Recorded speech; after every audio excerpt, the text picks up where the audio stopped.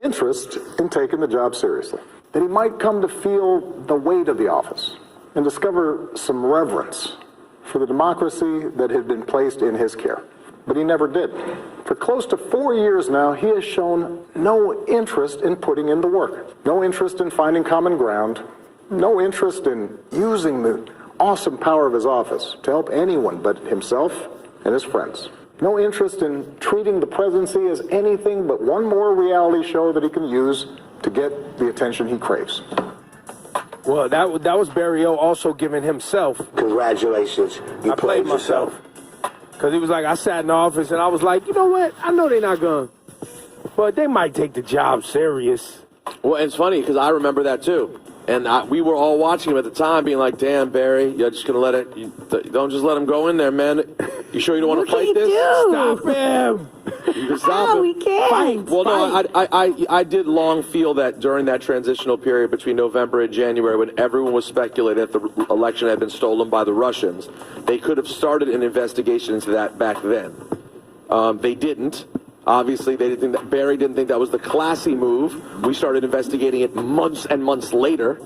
We found out that, of course, the Russians were involved in the election. Or did Barry start investigating? Or maybe he did, and he didn't think it was enough. That's why these whole FISA and you investigated that's why the whole, what's it called? They're calling it Obamagate. That's part of the Obamagate. Right. Maybe you're right. Which is they got warrants to listen in on people working for Donald Trump. And, and we're looking into this whole Russian thing before that. That's what the whole beef is about. Yeah. I just, it was just be honest. You wanted him to be like, nah, fam, you're not ready. Get out of here. He wanted smoke. Yeah, I wanted something to be said. Smoke. I did. And yesterday was the most smoke we got. It was smoky. There was a light smoke yesterday. Was it a smolder? It was you know what he wrote? It was a smolder. It wasn't. Mild I pepper wanted kaboom. 954. Room, let's have a let them take you on a first. Critics is hospitalized in intensive care. Syria to Moscow. Reports from Moscow. Alexei Navalny was rushed to a hospital in Omsk, Siberia, where he was put on a ventilator in the intensive care unit. His press secretary, who's traveling with him, says he was poisoned, most likely when he drank a cup of tea in the airport. Navalny is the face of Russia's opposition, thanks to a huge social media following, anti-corruption investigations, and his nationwide presidential campaign 2 years ago that was cut short by the Kremlin. Navalny has been killed before. 3 years ago, he was doused with a green disinfectant that damaged an eye. Last year, he was hospitalized while doing jail time during street protests. The official diagnosis was an allergic reaction. Lucian Kim, NPR News, Moscow. California Governor Gavin Newsom has declared a state of emergency after thousands of lightning strikes triggered new wildfires this week. One collection of fires, the SCU complex, has burned more than 150 square miles in central California. A pilot dropping water there has died in a crash. Another huge incident, the LNU complex, has more than 20 fires and is burning north of San Francisco. And there's no foul play in the California fires. Every year, huh? Every year's the same shit. And have been relying heavily on planes.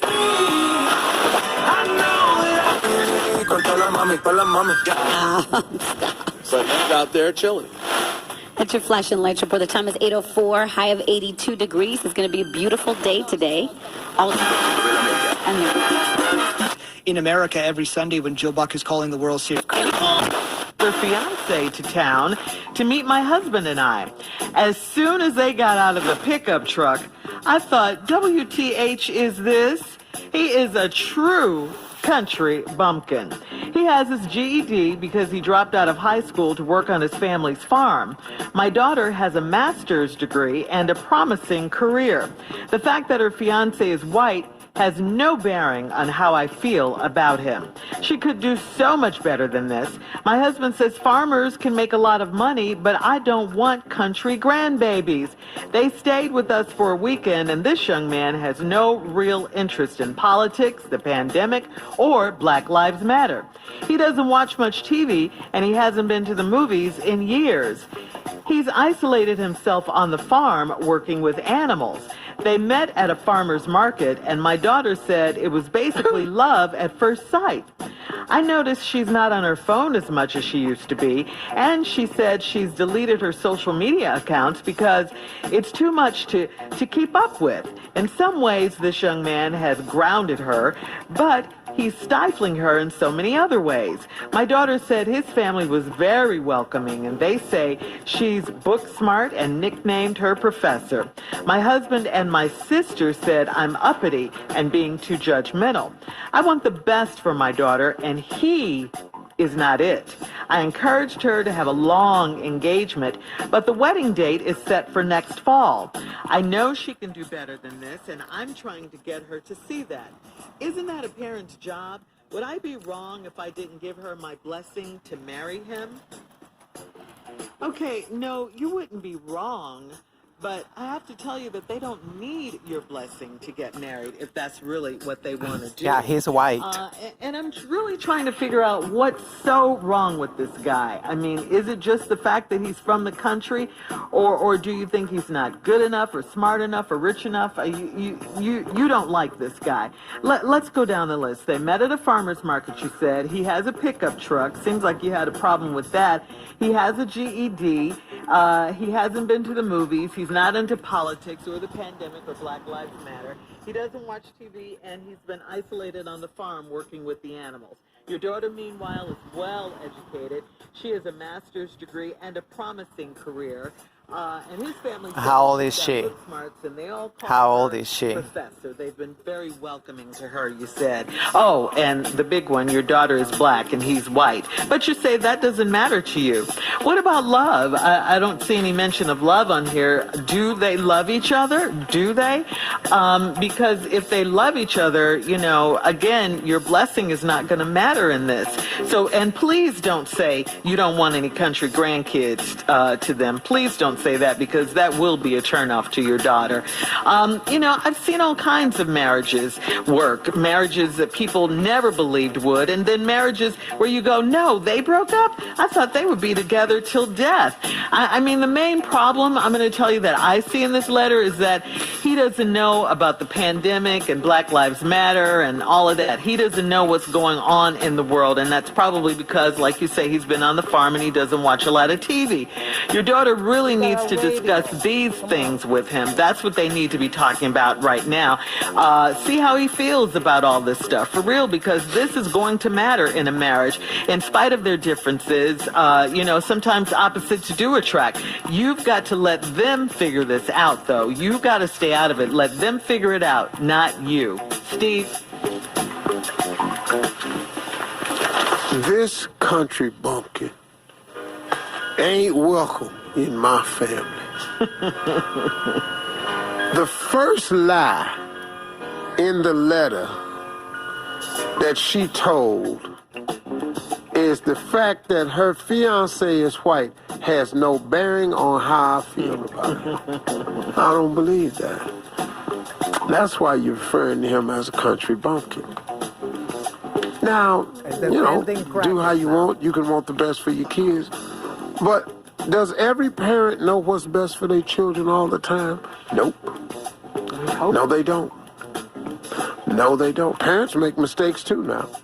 She's 24 years old, got engaged, wait until she got engaged, brought him home to meet y'all. Crying out loud. You was upset soon as they got out the pickup truck. That's what you didn't like. I thought, what the hell is this? He is a true country bumpkin.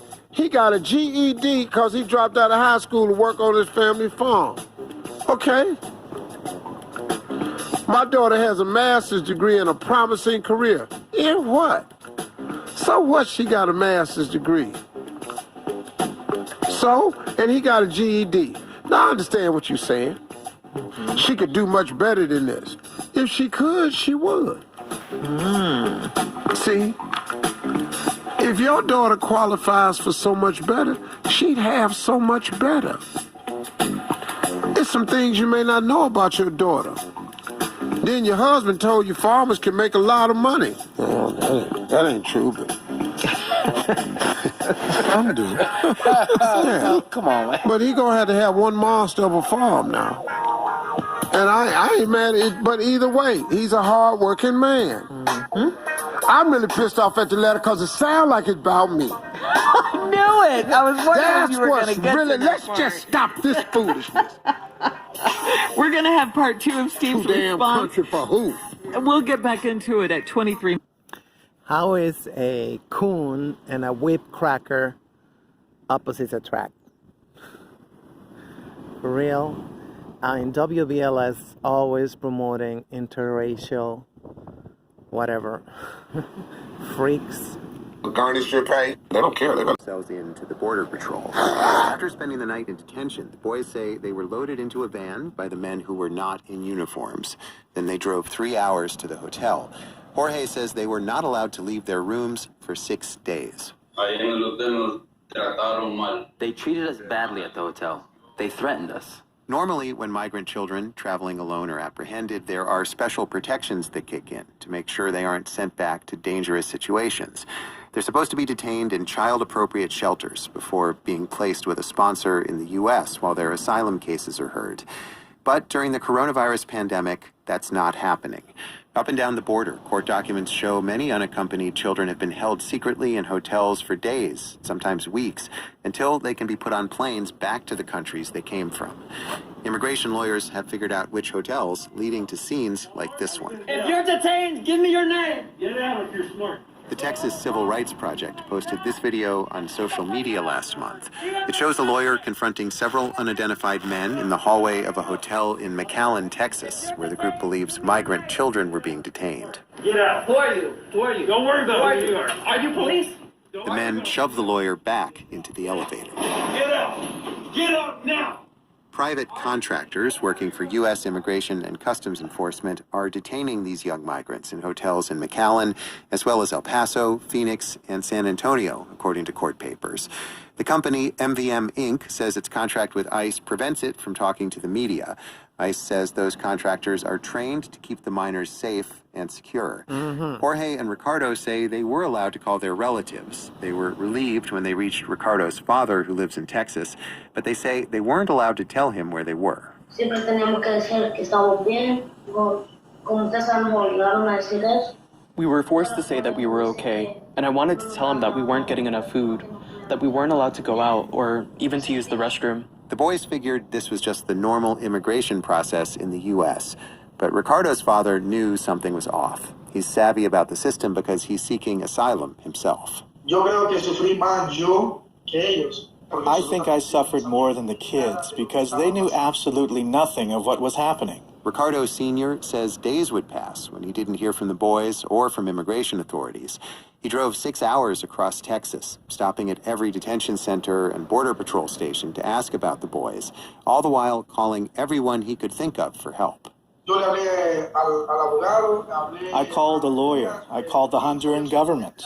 I called the Honduras consulate, and someone at that office told me the kids were on an express deportation list. What we're trying to, the best we can, is remove all individuals, regardless of whether they're minors or they're adults. That's Mark Morgan, acting commissioner of U.S. Customs and Border Protection. He says the Trump administration is trying to protect public health during the coronavirus pandemic by keeping migrants without papers out. We're trying to remove them as fast as we can, to not put them into our system, to not have them remain in the United States for a long period of time, therefore increasing the exposure risk to the American people. Immigration officials say they've carried out more than 100,000 expulsions during the pandemic, removing at least 2,000 unaccompanied children through June. So it's really clear to us that this is a pretext for blocking access for children and for asylum seekers. Lisa Friedman is a vice president at Kids in Need of Defense, or KIND, a nonprofit that's trying to get children released from this shadow immigration system. It completely takes them 100% out of all of the special protections that have been put in place in recognition of the vulnerability of unaccompanied children. In the end, Ricardo Sr.'s frantic search for his son and cousin paid off.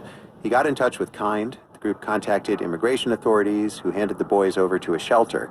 A few weeks later, they were released to live with Ricardo's father. Pues el mejor papá porque arriesgó todo I have the best dad because he risked it all to be reunited, to see me, to support me. But Ricardo's family is the exception. For most kids who pass through these hotel rooms, that's all they're going to see during their brief stay in the U.S. Joel Rose, NPR News. Chicago's Navy Pier is one of the... But, you know, who is actually keeping the log on these children, you know? How many actually return and how many actually are put in hands of pedophiles?